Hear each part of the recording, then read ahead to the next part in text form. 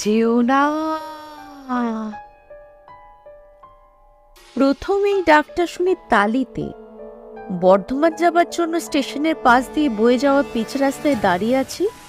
Mini bus ধরবো, বাসও এলো। আমি উঠতে যাব, ওই ডাক, অদ্ভুত এই ফ্যাসফ্যাসে আওয়াজ, কানের ভেতর কি যেন বরফ জল ঢেলে দিল। যেও না।